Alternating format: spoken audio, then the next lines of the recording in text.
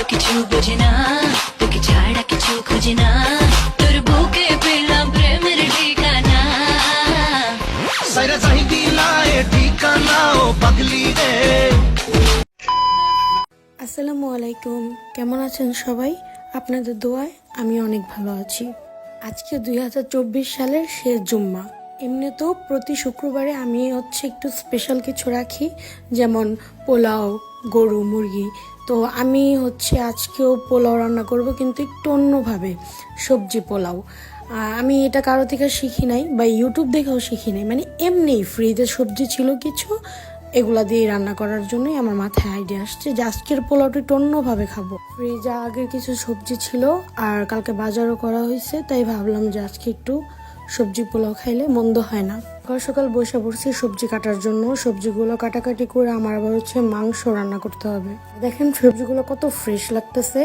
আমি ফার্স্টে কি করলাম, চুলায় কড়াই বসাই দিয়ে সবজিগুলা হালকা তেলে পেঁয়াজের সাথে হালকা ভাজা নিছি। হালকা একটু লাল লাল হয়ে গেছে, তখন আমি পোলাওটা দিয়ে দিছি। পোলাওটা ভালো মতো ধুয়ে দিয়ে দিছি।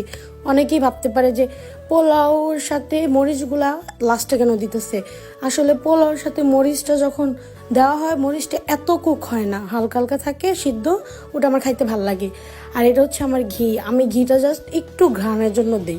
পার্সোনালি ঘি আমার পছন্দ না। পরে একটু লাড়াচাড়া দিয়ে নিতেছি। ঘিটা দেওয়ার পরে একটু ভাজা ভাজা করে নিব। এই যে ভাজা ভাজা হয়ে গেছে, ভাজা ভাজাটা ভালো মতো হয়ে যাওয়ার পরে আমি এখানে একটু গরম পানি দিয়ে দিব। মানে কে কীভাবে রান্না করে আমি জানি না, কিন্তু পোলাওয়ে আমি যতটুক পোলাও নেই তার দ্বিগুণ পানি দিই। অনেকে অন্য প্রসেসও রান্না করতে পারে, ওটা আমি জানি। এখানে কিন্তু সবজি পোলাও রান্না করতেছে। অনেকেই ভাববে যেটা ফ্রাইড রাইস। না ভাই, ফ্রাইড রাইসে এত অল্প ইজিতে রান্না করা যায় না। ফ্রাইড রাইসে অনেক উপকরণ দিতে হয়। আমি এখানে কিচ্ছুই দিলাম না, জাস্ট সবজিগুলা পোলাওর সাথে রান্না করলাম। যাই হোক, এখানে আমার পোলাও হয়ে গেছে। আমি এই যে ঢাকনা ওঠানোর পরে দেখা গেছে সবজিগুলো সব আলাদা, পোলাওটা আলাদা। আমি আবার পোলাওগুলো সবজির সাথে মিক্স করে দিলাম। আর আমি কিন্তু মুরগির মাংস রান্না করছি। মুরগিটা কম বেশি সবাই রান্না করতে পারে, এর জন্য আর দেখাই নেই। আজকে যে জুম্মার দিন, যারার বাবা নামাজে যাবে, আর এখানে রেডি হইতেছিল। আমি ঘুম থেকে উঠেছি, দেরি হয়ে গেছে, আমার খেয়াল ছিল না। পরে উনি রেডি হইতেছে। আর যারা আমার কোলে থেকে বাবার কাছে যাওয়ার জন্য অনেক জিদ করতেছিল, পরে বাবার কোলে নিল। আর কোলে নেওয়ার পর দেখেন ওর বাবার ওই টুপিটা ওর অনেক ভালো লাগছে। ও বারবার এই টুপিটা নেওয়ার জন্য জিদ করতেছে। পরে একটা সময় টুপিটা টান দিয়ে নিয়ে যায়। ওর বাবার কোলে এটা নিয়ে খেলা শুরু করতেছে। আর ওর বাবাও তোর থেকে টুপিটা নিবে না। মেয়ের ওই টুপি দিয়ে বসায় রাখলো, উনি আরেকটা টুপি পরে নামাজে চলে গেছে।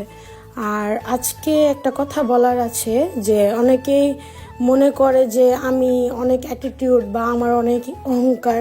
না ভাই, আমার সাথে যারা মিশে বা আমাকে যারা চিনে, তারা কোনোদিনই বলতে পারবে না, কারণ আমি প্রচুর মিশুক একটা মেয়ে।